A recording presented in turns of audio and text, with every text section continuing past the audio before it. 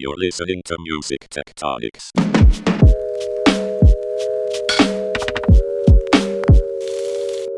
Welcome back to Music Tectonics, where we go beneath the surface of music and tech, where mixed reality is not the same thing as mixing up reality, and where we geek out with some of the most forward-thinking innovators of the music business. I'm your host, Dimitri Vitsa. I'm also the CEO and founder of Rock, Paper, Scissors, a music tech PR firm, and I'm the event director for the Music Tectonics Conference, which is coming up October 27th through 28th online. And it's a funny story because our return guest today is somebody that I met through last year's conference. This is Zack Zalon. He's the CEO of Super Hi-Fi, a company dedicated to the creation of artificial intelligence tools to help digital music services and radio deliver amazing listening experiences. Zack was the president of Virgin Digital for over 6 years. He was the co-founder and managing director of a digital agency that built stuff for Sony, AOL, and Yahoo, among others. And now, Zack, you're 2 years in with your startup, Super Hi-Fi. How's it going today? It's going really good, man. How are you? I'm doing great. And yeah, like I said, we met through the Music Tectonics Conference last year, and then we got to do some work together this year, and now you're coming back as one of our Supernova sponsors, which is very flattering as a follow-on to last year, so excited about that. And Zack, we had you on the podcast in March before the viral shit hit the fan. And I guess I just want to start off, what have you been seeing like changing for you in your world at Super Hi-Fi since that time? Yeah, so everything's changed in a lot of different ways, as it has for everybody. You know, the last thing that I did before the lockdown was I took a trip to Las Vegas, and that's where we actually did the podcast out of my hotel room. I was there when I talked to you. I came back to LA the following morning and basically have been locked down since. So yeah, hopefully this podcast is a bookend the other direction where things actually start getting better now. Oh man, I hope so. It's been a wild 7-8 months. It's obviously everything operationally changed for us dramatically, and where we gave up our offices almost immediately and turned into a complete remote company, as so many others did. We've had to kind of struggle with figuring out how to keep a corporate culture in that kind of an experience and an environment, and have been really working hard to do so. And I feel like the business is in the midst of a radical transformation, some of which has really been precipitated by the pandemic, or at least where things were going to go has been really sped up by the pandemic. That's what I'm seeing as well. Yeah, totally. That makes sense. I mean, like, there's these things that were kind of on the precipice of happening, or maybe they were plateaued for a while, and you're like, okay, when is it going to go over the other end of the side there? And then all of a sudden, with what's been going on with lockdown, some of it's people focusing on work, some of it's people working remotely and collaboratively, and some of it is how do you get your entertainment and engagement in this lockdown world? And digital music and digital entertainment seems to be doing great.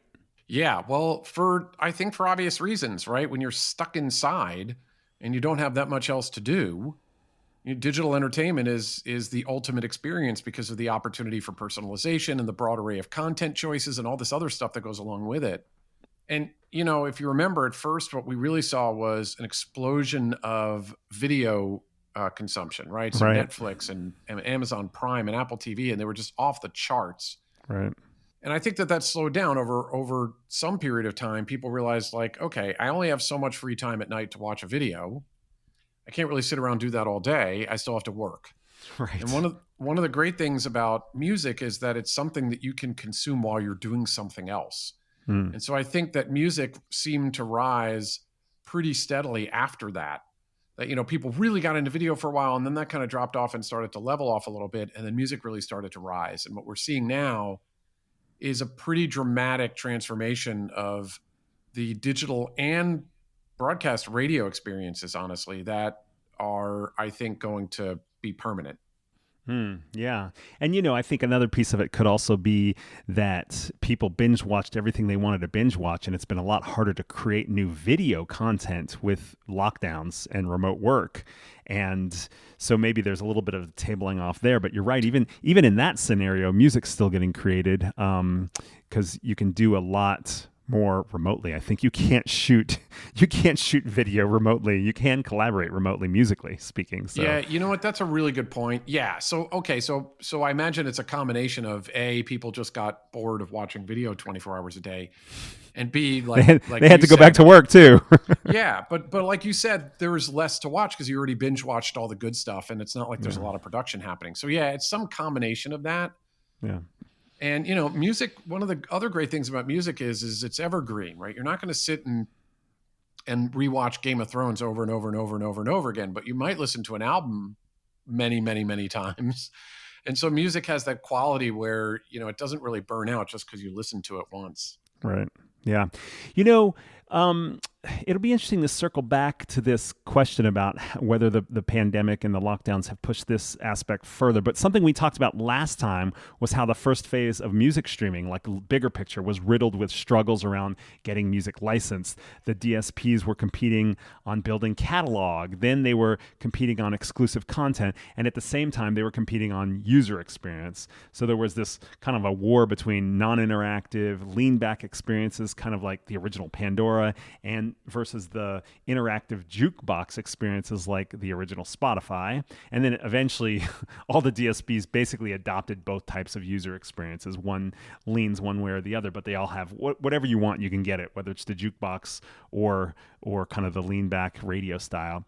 So, and there are still some differences between, say, the Spotify playlist approach versus the Apple Beats One approach. But with all the licensing and lean back, lean in wars kind of quieting down, with the licensing battles now switching over to, say, social video and video streaming and live streaming services, I'd be just curious to get your take, in that big picture, what's next for DSPs? It's got to be differentiation. And that is irrespective of the pandemic. It's had to be differentiation for a while because there's so much sameness in the services that if you close your eyes when you're listening to any one of them, all you hear is the artist that's playing. There's no representation of the service that you're actually buying. And without any kind of connectivity to a particular service, without any loyalty to a particular brand, what stops any consumer from jumping from one to the next if the price gets cheaper or if it's bundled in the way that Apple looks like they're going to start doing, or any number of other features like all the Ultra HD stuff that Amazon Music is starting to put forward? There has to be something else, some other level of differentiation. And that is a story that we've been telling for a long time. Mm-hmm. What I and it's not like I've gotten that much pushback from the services as I've met with them through the years. Originally when we met with them, like really early on in our story, when we would sit and meet with these guys, they'd be like, well, why would we want to do that? But that didn't actually last very long. I think that more creative minds have prevailed at most of the digital music services, and they're starting to realize, like, okay, I have to do something that's unique. And as you see, Spotify making investments in their podcast platform and in certain personalities like Michelle Obama or Joe Rogan, you realize, like, okay, they're getting that. They have to stand out with unique content that is distinctively their own, and that you could tell at Spotify even if you close your eyes when you're listening to it. Other services are starting to realize that and try and figure out how to be competitive. So that story we've been telling has started resonating a while ago, but it's really picked up steam since the pandemic. I'm not exactly sure why. I can't pinpoint anything specifically. There is more music listening that's happening, but it doesn't feel like it's any more a competitive environment now than it was 6 months ago. But there is a much more rabid outreach from the services and discussions that we've had with pretty much everybody in the space recently about what their long-term strategic initiatives are. And they're just bolder than they were 6 months ago. And they want to move faster than they were moving 6 months ago. And so that almost certainly that's what's next for the services is differentiation, original content, creating distinctive listening experiences that are uniquely their own relative to anybody else in the marketplace. That's definitely what's next. When it happens, though, is being sped up by the pandemic for whatever reason. I wonder if the reason is because they're noticing this change in consumer behavior across the board and this re-engagement on digital as a result of not having alternatives. And they're saying this is a moment of grabbing market share. And if we don't differentiate, we're going to lose some potential audience. Maybe it is. It also could be, I read recently, Daniel Ek had done a quarterly report for Spotify, and he was talking about radio's global $18 billion ad revenue being there for the taking by the music services that fight for it the hardest. And, it could be that there's been a real massive change in broadcast radio over the past 6 months, which is not surprising, right? Nobody's driving in their car. So many of the people who are advertisers are not really in business right now. They're not doing a great business. So advertising on the radio is not nearly as compelling an opportunity as it once might have been. We can tell that from the number of calls that we're getting from broadcast radio companies. Inbound calls where, 50% revenue declines without any kind of cost declines is a real problem. And it's putting the broadcast radio folks into a position where they're having to start to think about reinventing the paradigm of radio. And so they're calling us because we're a part of that message. But the same thing that's kind of driving them to start figuring out how to operate in this new world might look like a huge opportunity to the digital services who want to take those listeners and permanently capture them. And perhaps that's something else that's driving it. Yeah, I always like talking to you because you're able to weave together this digital versus terrestrial radio conversation, this music integration with spoken word, news content, podcast, and so forth, with content creation and advertising.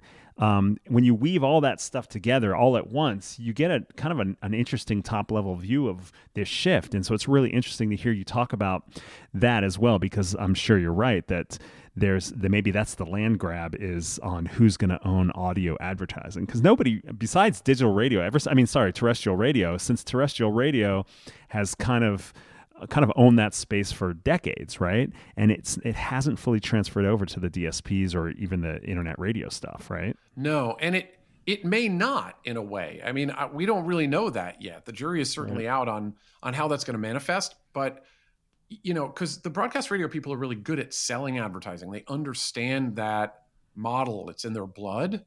And they may have a really interesting position where they can kind of dominate the translation of ad-supported music listening experiences from the airwaves to the online space, if they're bold enough at their own transformation initiatives. I don't know if they're going to be or not, but they certainly have an opportunity to be. Yeah. Well, and the question is also, will advertising work differently the same way when Google ads and social media ads started replacing just banner ads and print ads and so forth, where you get a much more customized delivery, whereas terrestrial radio's more used to the broadcast style advertising. When you switch to digital devices, you can have a much more personalized ad experience. And that to me seems like the spot where there could be a lot of growth and differentiation, where it's so customized, not only with the ads, also with the news and podcast and other short form spoken word that fits in with music. That could be very threatening to a traditional radio advertising model. It certainly could. I will say, like you were talking about kind of weaving all these things together. They are all woven together, right? But we look at some of them as like levers, right? Like you could pull down on the lever of advertising, you can have more ads, but you're probably going to get less listening because you're going to have less satisfaction. And so the lever that moves up is the consumer satisfaction side. So you have to balance all these things. But one thing that we think about on the ad side is that I don't know if you remember, but kind of like early on in the display ad world, like there were all kinds of interesting ad banners that started to pop up. Yeah. It all started out with that old 468 by 60 banner. And then it moved to a side banner, and there was a square banner, and there were just all these different there were all these different ad units. And then Google totally reinvented it by making the ad unit really just a link. It had no display whatsoever. And that was a really cool thing to watch as traditional online advertising really evolved. Yeah. In the audio advertising space, there ain't none of that. Man, there's a 30-second audio ad. There's just been no innovation whatsoever. And on air, you can innovate a little bit with things like sponsorships. You can, have short-term sponsorships and, reads and other stuff that are a little differentiated, but mostly it's the same. In the streaming space, there's zero innovation. And that does seem to be a huge opportunity to use advertising as content that, to your point, is more personalized, but is also just more contextually relevant, that it hits you because it knows who you are, where you are, when it's hitting you. It's connected back to the listening experience that you're having, so it doesn't seem so totally out of context.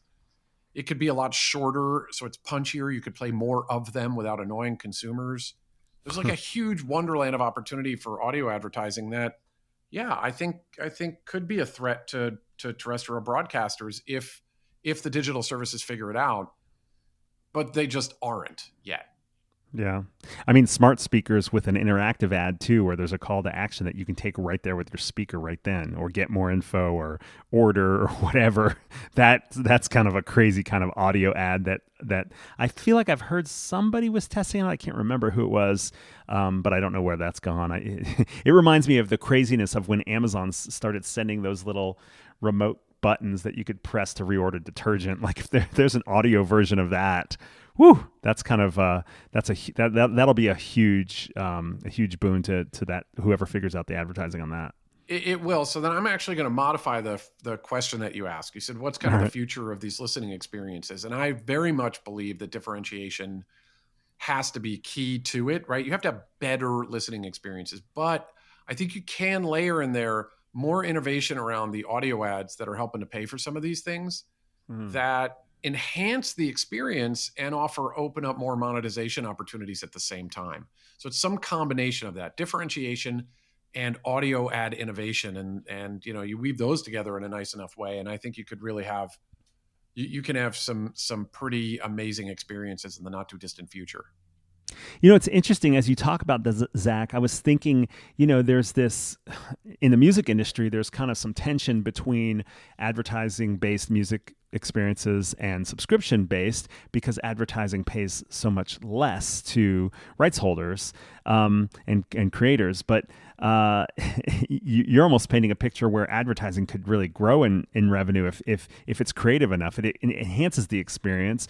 Maybe you tap into a much larger audience as a result, but maybe also there's more revenue being driven by ad conversions as a result. Well, this is back to Daniel Ek again. I mean, the guy knows the business better than probably anybody in the space, and he's saying there's $18 billion of annual revenue there for the taking. Yeah. Right? I mean, that's not such a bad thing to increase your potential revenue by almost $20 billion. And that's just conversion of ad dollars from one place to another. Then there's the potential to grow it from there. So yeah, man, this is a huge opportunity if you get that right. But the reality is that you have to have a real strategy for how the advertising experience is going to weave in with the rest of the experience that you're delivering to your listeners, or else that's just not going to work. That conversion of dollars is just not going to happen. Yeah. Well, you know what? We can get into that more at the Music Tectonics Conference because you're going to be on a panel with representatives from Sonos and Pandora, really about product, the future of listening experiences, but of course advertising plays into. So that'll be fun. And since you have a long history in music tech, building some of the earliest music streaming services yourself, going back to the Yahoo and AOL and Virgin Digital days, I'd love to get your take on some of the themes we're exploring at Music Tectonics this year. Can I just dive in with some? Go for it, man. Yeah. So kind of changing channels here. How's the explosion of social video, the TikToks and Trillers of the world impacting music listening, discovery, and experiences? Wow. I don't know. And I don't know if anybody knows. Yeah. I will say, look, watching my kids, I have younger kids at home, which is a great thing to kind of look over their shoulders and watch how they're experiencing it, right? TikTok isn't for me. Right. It wasn't built for me, and I'm just not going to connect to it, but they are completely hooked. And so I watch their experiences and they love it and they don't tire of it, and they can watch that stuff for hours. It's like ADD radio, right? It's just designed for 7-second shots of adrenaline. Mm-hmm. Does that materialize in any long-term listening behavior changes? That's the question I'm asking myself as I'm watching them. I'm like, when they're 18 or 20 years old, when they're driving in a car, are they going to sit there and listen to 7-second snippets going one at a time? Or are they going to revert to the mean, right? Which is the kind of listen to an album, listen to a radio station like experience, something more like what I do. Right. I don't know the answer. I want to say that my instinct is that they'll listen to long form music programming. But that just could be because I'm set in my ways and narrow-minded when it comes to the potential for the world to change that much. I don't know. I think, and we will have representatives from TikTok and Triller at the conference, and hopefully these conversations will emerge. The TikTok rep we've got is going to be on part of a conversation about the democratization of music discovery and co-creation with video creators. And we've got the CEO of Triller, Mike Liu, who's going to be there and kind of just talk through the case study of Triller's emergence, and he's early to license music and can talk about some of that stuff as well. I just can't imagine anyone has the I don't want to say, maybe attention span is not the right word, to only listen to 7 seconds of music. But I think that to me, it seems like what you have is this, like I said, kind of co-creation of these video meets memes that music becomes a soundtrack to. But the music is, that's just the launching point for the music. You can't really engage with the music until you somehow listen to it elsewhere.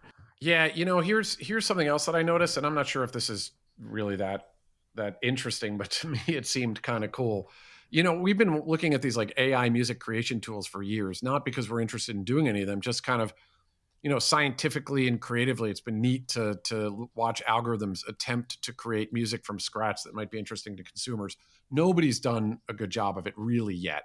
Nobody's really created something that has the potential to build, chart topping hit content yet. Right. Yeah. But what I did see was a couple of months ago, there was some blurb, I don't know where I saw it, some blog post of some sort, where one of the companies that does AI music kind of put in the criteria set for what the perfect song would be for TikTok. And, they just analyzed a bunch of TikTok usage, and they analyzed the characteristics of the songs that were most popular for being used behind the TikTok videos. And it kind of spit out this, 10-second little theme with some bells going ding dong in the top. And they were basically like, this seems to be the perfect theme for TikTok. And I kind of laughed on them like, all right, so now it's these AI guys that are trying the AI composition for a shorter form thing. But what's weird is that within a week or two, I watched my kids and there were a number of videos that were actually using it. And I was like, it just kind of struck me as like, this might be the place where if it democratizes music composition and consumption to the degree that it could, it would be the first opportunity for AI composition tools to really start making a difference. Because an AI tool can actually build little 7-second blurbs that are perfect for a particular moment based on the data that is informing the criteria that it gets. And that's kind of crazy because that could change a lot of stuff, man, really quickly. It's not going to change who writes the chart-topping hit country radio. That's for radio. That's not going to change. But all the music on TikTok could theoretically become AI-driven and just as popular as any 7-second blurb from anybody else. So it's just something interesting to watch, that if the little short-form music pieces really do start taking off, it is going to potentially really transform the way those songs are composed in the first place. And I wonder how long it is before humans are not involved in any way, shape, or form. It's funny, Zach, because it kind of brings us full circle. At the last conference, you were part of the AI's Got Talent show. We kind of called it at Music Tectonics in LA. And you did this amazing presentation about kind of the way that you guys work with AI to do this seamless integration from one track to another track of music, in terms of knowing where the exact right segue is. And it's different for different songs and different combinations and the dynamic range and so forth, all that stuff. But also on that panel was Alex Mitchell from Boomy, and he's got one of those IA music composition services. And also, Taishi was on there as well with another one. So Amadeus Code. And so at that moment we did some podcasts with some of those guys, and I was picturing that AI music composition would kind of be like the emoji of music, that it would be used like when you make a post, you can have your own little soundtrack with it. And I don't think I had realized what was going on with social video to this extent so much. But what you're describing now, it's really like AI is a great tool for that sort of emotional soundtrack to go with it. But it is kind of removed from, it's a little bit removed from the human cultural piece. So like, Fleetwood Mac is blowing up on TikTok right now with tattooed skateboarders and just like, this emotional kind of reaction that some of it's nostalgia and some of it's just that human emotion piece in it. And And maybe there's a role for both. I mean, I right, don't know. right, of I course, love, right. What we do, to your point, we do AI presentation, right? So our artificial intelligence selects content based on the moment, based on how it's going to sound, and then stitches that content in perfectly, weaving it like a DJ would at a radio station, right? So theoretically, from a bunch of discrete assets, our AI can create something that's virtually indistinguishable from, incredibly high quality broadcast radio, except it's all happening on the fly, personalized, high quality, et cetera. What those guys were doing is AI compositional software, and that's really cool science. And I've always been really fascinated by it. I've just had a hard time understanding how that's going to be a great business, because how do you create 4-minute songs, enough of them that become chart topping hits that it starts really mattering? But the 7-second thing could really change that. And for the first time I look at it, I'm like, I don't know, maybe there's a real business there in creating millions of these files that are very personalized for each person that's using it as a soundtrack for their own post, and that right. they're catchy enough that people would actually like watching them. Yeah, and then to go into sort of the remix culture of our experience, then you probably will have some human creators take those memeified 7-second AI melodies and turn them into full-on songs, and expand on them. So there's this dynamism it'll that can happen. certainly happen, right? It'll certainly happen. It's interesting to watch, but all that, circling back to your original question, I don't know what the future is going to be, or if these 7-second things really have a long-term influence or not. I suspect they will have some influence, just because I'm watching my kids grow up with them. Oh yeah. And that's going to dictate some behavioral outcome. I can't imagine what it's going to be. Yeah, cool. Let's try on another little conference topic we've got. So we've got a panel that's going to take a deep dive into fitness and music. It seems like every day we see a new fitness app or smart fitness equipment. And on our last podcast together, Zach, you talked about the important role of music for creating the Peloton experience. And now there are smart mirrors, smart punching bags, rowing machines, lifting machines, and they all have music as a part of them, not to mention just actual phone apps that have music, or iPad, tablet apps. What's going on here with music and fitness, and where do you think it'll go in the coming years? I mean, I guess I have a couple of different perspectives on it. So when people work out at the gym, there's always music cranking. Music is the ultimate soundtrack for driving great fitness experiences. The thing that Peloton did really differently, and they're a great customer of ours, and we've actually learned a lot from them about the relationship between fitness and music, because we power all the AI transitions in the studio for them. Anything that any of the rides that you use has super hi-fi somewhere buried inside of it. But they made some really strategic choices about becoming a music service, very, very, very clear music service that was attached to a bike in a very organic and natural way, because they understood early on that music was fundamental. Just like they understood that having the best instructors was fundamental, and having the best bike itself was fundamental, and kind of innovating at all aspects, but connecting the dots really, really tightly. So yeah, music is incredibly important to the overall experience. What we have seen with most of the fitness things that have come out, and I have to admit, I have not played with a lot of them, right? I've seen the Mirror, I've seen Tonal. I haven't played with a lot of the direct Peloton competitors, because we're just pretty wedded to Peloton as a brand. We really like those guys. But it seems to me like none of them have really learned the full lesson, which is that it's not just the bike, and it's not just the instructor, or it's not just the Mirror, and it's not just the interface. It's got to all really marry up nicely. And the one thing that Peloton still has that it doesn't seem like anybody has is a real music experience behind the scenes. They bought a music services provider, so they own it outright. They cleaned up the catalog, and they did their own licenses so that they have the direct relationship. They're not going really through any third parties. They built a proprietary piece of software that connects all the dots in the studio, on the bike and the treadmills themselves, and for the fitness instructors to actually program the music. They do as much work on figuring out the right cadence of content for people to listen to as Spotify does for any of their mixes. And nobody else seems to be doing that. And I think that until somebody else starts to figure that piece out, it's going to be really hard to compete with the experience that Peloton provides. Well, it's interesting to see it kind of translating into these other devices and experiences besides just bikes. I mean, both Peloton's doing other stuff, treadmills and stuff, but also other companies. I mean, there are literally a couple of smart punching bag companies on the market now. Look, connected fitness was growing crazy anyway. Yes, exactly. The pandemic will alter that business forever. That is a business now that the transformation is massive and it can't turn back, right? There are a number of these businesses that you could look at, right? From food delivery sources and the way restaurants are going to work. There's hundreds, advertising itself, hundreds of industries that are going to be affected in this way.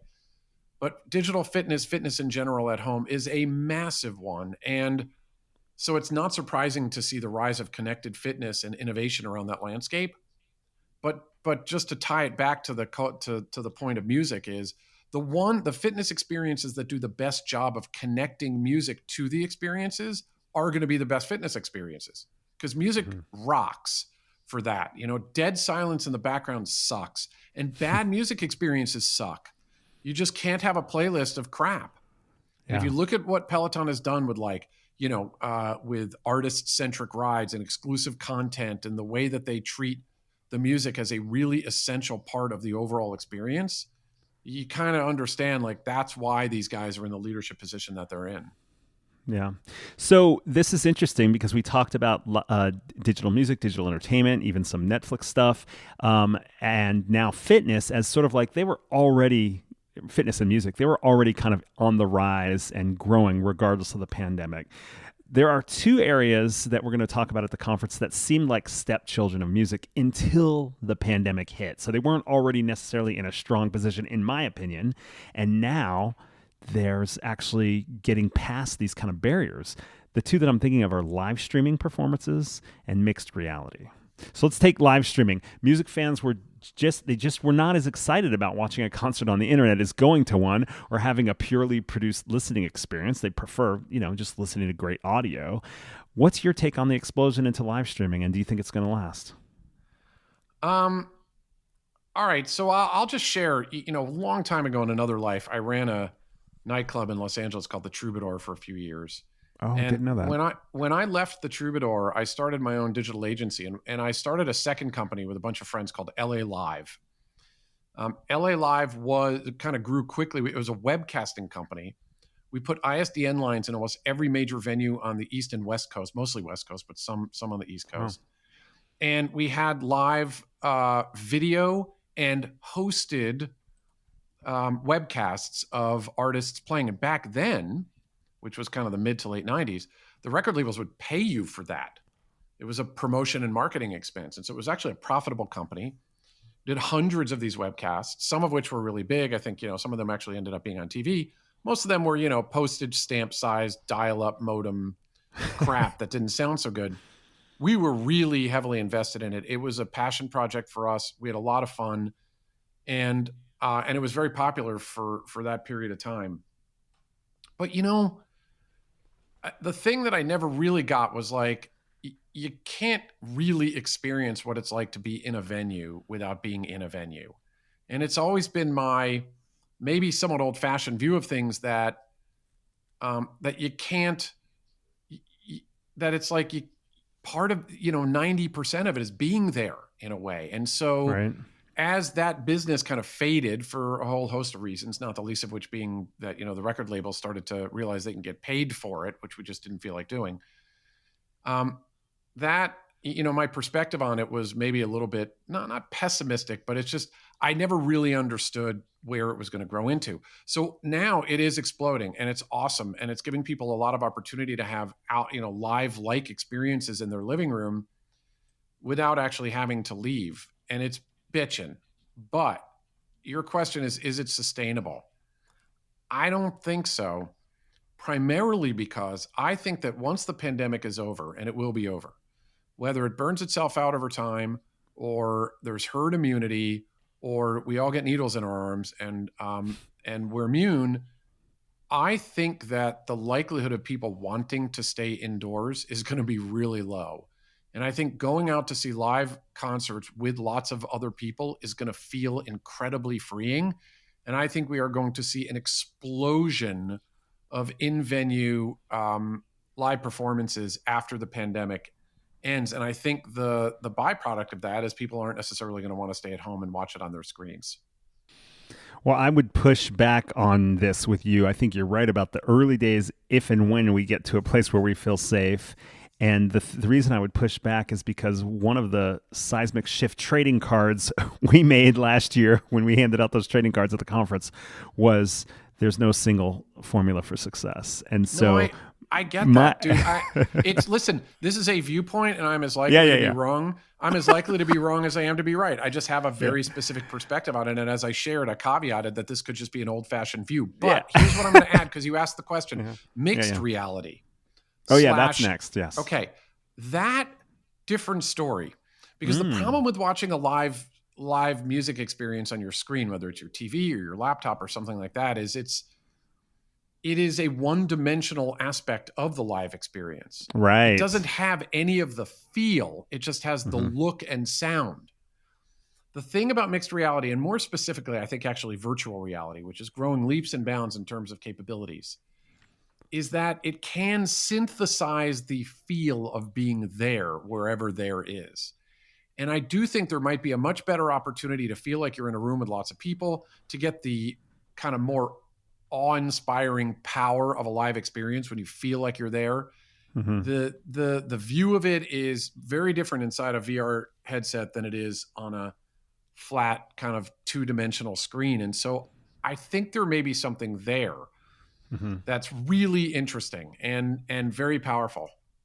Right. Yeah. No, that makes a lot of sense. And I think sort of what I was getting at when I was just mostly playfully pushing back on the live streaming side is there will be new experiences that are created, new forms, new art forms, or new engagement forms created, just like we were talking about social video and our kids watching these 7-second music clip videos.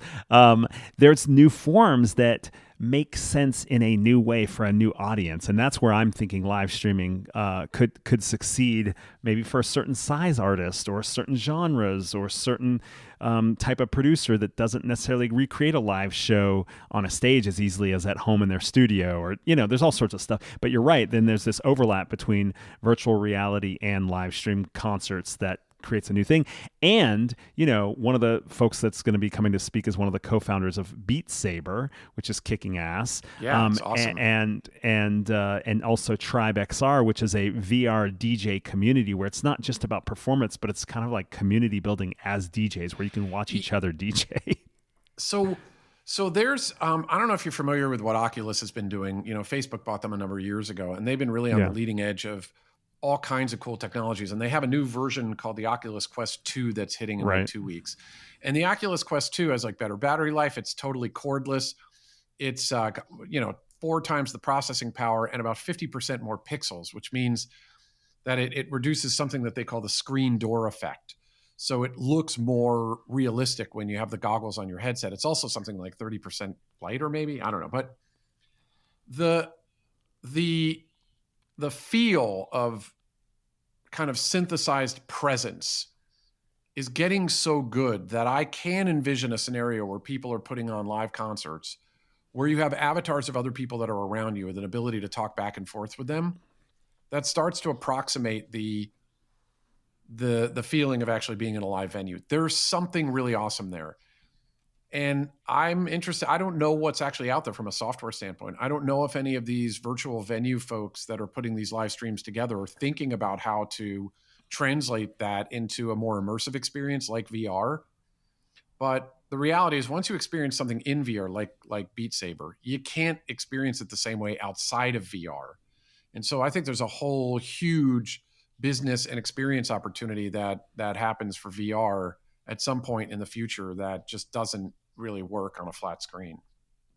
It will be fun to see this panel at Music Tectonics. And in addition, we're actually bringing in it's not VR, but it's a VR, like a virtual world for our opening and closing party, Zach. I haven't told you about this yet, but we have an avatar-based experience for our conference goers where you don't have to have a headset, but in the platform, you change your clothes, pick your hairstyle, your skin color, and you walk around this virtual world, and we're going to do a networking party, basically a reception where I'll be able to see your avatar, hopefully recognize you, and your name will be above it, and then you can hear audio kind of spatially as you walk through. So we're, in addition to talking about mixed reality, we're also going to try to create this virtual experience as part of the networking and the actual experience of coming to Music Tectonics. So that should be fun to experience it as well.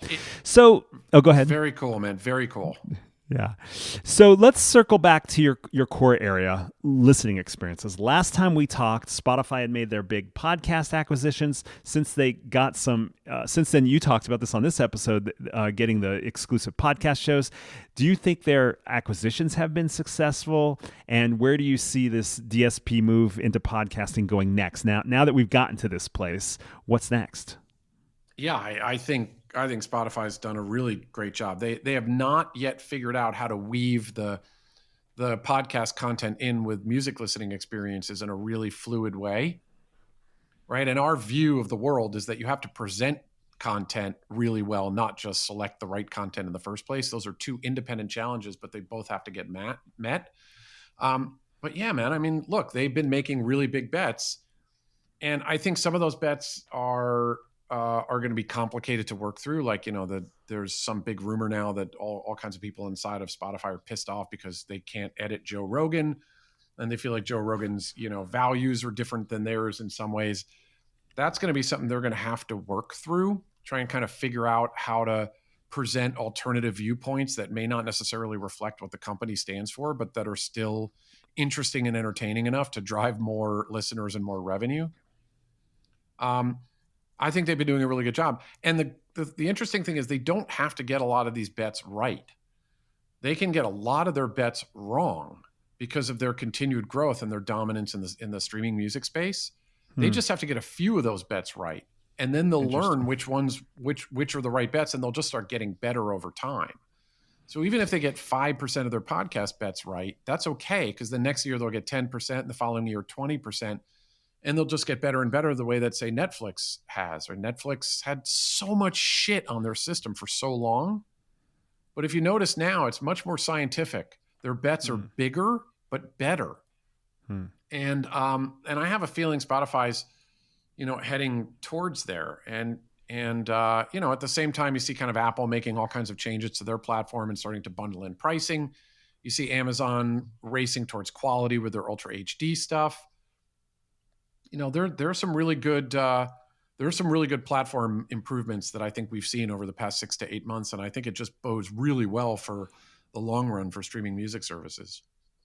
It's funny what you say about the Rogan podcast, because if you think about like a YouTube or a Facebook and the kind of controversy they've had about what content user-generated uploads creates versus something like Spotify, which is closer to a Netflix having to deal with that. If you can't handle the one, imagine if you have to handle hundreds of thousands, millions of people uploading content that you have no control and filter. And we, as a society, we really haven't figured out how to manage that stuff. But we're going to have to wrap up. Oh, go ahead. Just to add to that, what you're seeing from Spotify are teething pains, right? Whereas companies like SiriusXM have done this extraordinarily well because they understand that space, right? They can have a Howard Stern and a Martha Stewart and an Oprah and balance it because they understand what audio entertainment's about. Spotify is just trying to figure that out right now. So it's very fundamentally a different problem than something like a Facebook, which is dealing with the algorithms of the masses. These are more like programming and content choices. But I would not be surprised to see the next few months them getting over that hump and starting to figure out how to do a more efficient and effective job. Got it. Yeah. Okay. We have time for 2 quick questions and answers. All right. And I want to circle back because people can come and hear you speak at the conference. As a Supernova, you're going to do a lightning talk, which is kind of a TED style talk. You're also going to be on the panel we talked about with Sonos and Pandora. And awesome. Yeah, and you guys also have a chance. You've got an exhibit booth and sponsored workshop. So there's going to be a lot of chance for people to hear from you guys. But real quick, as we wrap up the podcast, what's the next phase of differentiation for DSPs and music listening? It's got to be that they find their own particular brand. And by brand, I don't mean like, what their logo is. I mean, what does it feel like when you're listening to their product? And I think each one of these these companies is going to ultimately do that. Obviously, we would like to be a part of all of that because that's what we do. We use our artificial intelligence to help them power the listening experience that's best representative of what they want it to feel like. But they're going to have to do that. They're each going to need their own sonic logo. They're each going to need their own approach to artist interviews, podcast snippets, news, organizing music and other content in a different way from everybody else so that a consumer can choose their service based on what they like best. And I think that's the path that everybody's on right now. We're going to see that manifesting itself very interestingly over the next 12 months. Well, I love it. You have such a clear vision about where you think things need to go and how you guys can help, so people can come to the conference and hear you flesh that out in various forms. I hope they do, man. Yeah. And so what are you most excited about at Music Tectonics this year? And then we'll wrap it up. Honestly, it is that panel that you mentioned, right? The future of listening experiences, because it is so close to what we're focusing on every day. And I'm interested in having more of a roundtable discussion with people rather than just bloviating about what our perspective is. I really want to hear from other folks out in the landscape, those that are on the panel with us and those that are out, in the ecosystem listening, because I'm really intrigued by what other people are thinking about as well. That's cool. Can I ask you? You were an exhibitor last year when we were in person. Did you find that the types of folks that show up to this event were useful for you? Oh, it's great because I think you guys are the only conference that are explicitly focused on music technology. I don't know that with certainty, but I think that's the case, and that's like, we're an experience company, right? Our long-term goal is to build deeper relationships between our customers and their listeners, but we are music technology. And so it's a lot of fun to talk to people that are interested in it and to also just hang out with a bunch of other companies that are focused on the same space. Because from my perspective, this is an awesome time to be investing in music tech. I love looking at the other music tech that's out there. And my belief genuinely is that a rising tide lifts all boats. And so to the extent that we can all help each other, we're just helping the whole industry along as well. And that's a really great place to have done it, man. So the answer is, yeah, it was great. I'm looking forward to this year. I wish we could be in person, dude. I wish we could be sharing a drink instead of just looking at each other over a Zoom or whatever it is. But, we'll get back there soon enough. Yeah. Yeah, Zach, this is great, man. I had so much fun talking to you today. It's always fun to geek out with you, and really excited to have you so engaged and involved with the Music Tectonics community, and looking forward to seeing you in just a couple weeks. Thanks so much, Dimitri. It's always a pleasure hanging out and talking with you. Yeah, great talking with you too. And thank you for listening to the podcast. And by the way, we are not using Zoom. We are using a platform that not only will bring you some great innovative thinkers and movers and shakers like Zach, who you just heard from, but it also will allow you to do a one-to-one video chat with anybody at the conference. There's a chat section on the URL. And as you see somebody, a name you recognize or a friend or whatever, you can initiate a chat with them, or you can go into the networking room where we will chat roulette style, randomly match you with somebody else in the room, 3 minutes on the timer. When time's up, you get matched with the next person. You can choose whether you continue the conversation or you're like, well, that was a waste, but it's going to be super efficient. So just as we talked about how different forms, live streaming, mixed reality are leading to new ways of doing, experiencing music and so forth, we're trying to use some new ways to lean into the efficiencies of what we can do online. So I hope you join us. Sign up for our newsletter at musictectonics.com. Hit subscribe on your favorite podcast service. Make sure to look out. We're going to be doing a contest to give away some badges as well. So go to musictectonics.com and sign up for the newsletter and find out more there. Thanks so much for listening. You're listening to Music Tectonics.